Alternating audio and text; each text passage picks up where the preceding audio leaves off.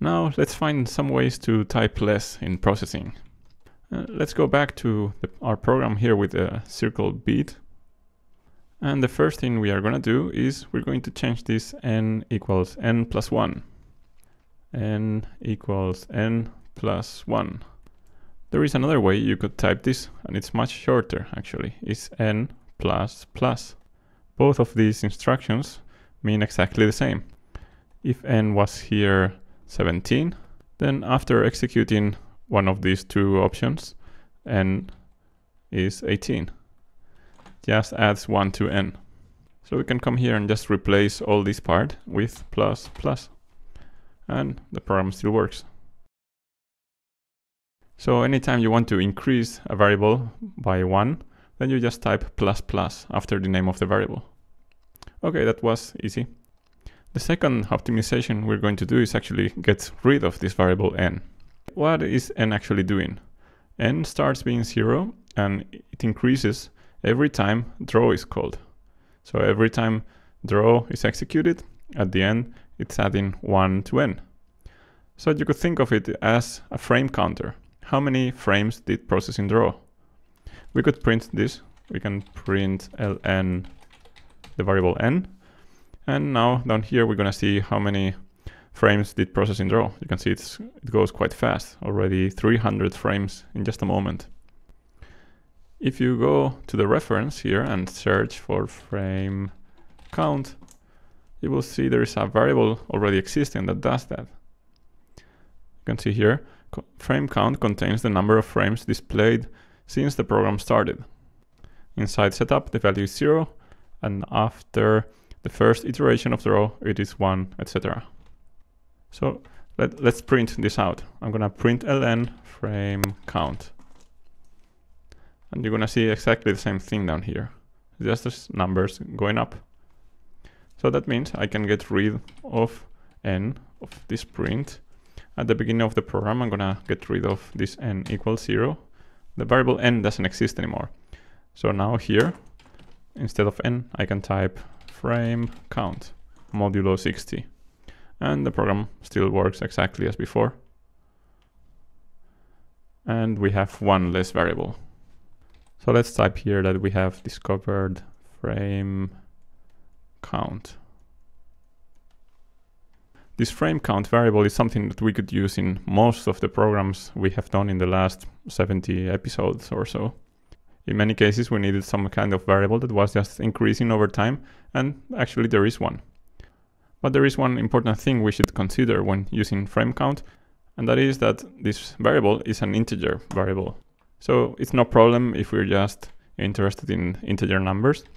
But in some cases, we needed a variable that increased slower, not 1 unit at a time, but maybe 0.01.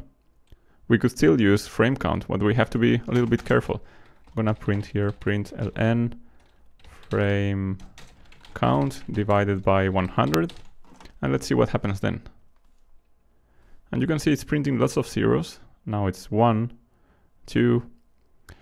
The problem is that the frame count variable is an integer, so if you want this to be more precise, like we would normally want, then you have to type here float frame count. You have to convert this frame count variable into a float. Now we would get a very different result. Now we see these numbers with decimals, and that's what we normally need when we are animating. So remember that if you plan dividing frame count by a number, frame count divided by some number, for example 100, then you probably want to surround this by parentheses and type float in front of this variable. And let's see one more way we can type a little bit less code. Until now we've used many times the while loops. For example, if I wanted to count from 0 to 20, I would say int I is 0, while I is less than 20, then increase I. We used to type I equals I plus 1. Now we know we can just type I plus plus. And we could just print it here, print ln I. So now if we run the program, it will print the numbers between 0 and 19. That's a lot of lines just to do that. But luckily there is a way to make this shorter, and it is called the for loop. I can type here for, then I type int I equals 0, and you see here a semicolon. This is a bit of a strange case because normally we use the semicolon at the end of the lines, but in the for loop you actually use this semicolon 2 times. We type here this initial expression int I equals 0, then you type a condition. How long do you want this loop to be active? So I want this loop to be active while I is less than 20. Then you type another semicolon. Finally, you type here a third expression that says, what do you want to happen at the end of each loop? So I want to increase I. You could type I equals I plus 1, or shorter, I plus plus. Then you close the parentheses, and now you open and close curly braces. And then here we can just print ln I. When you use the for loop, you are entering 3 expressions in one line. This part here is declaring the variable and setting it to 0. You can find it here, followed by a semicolon.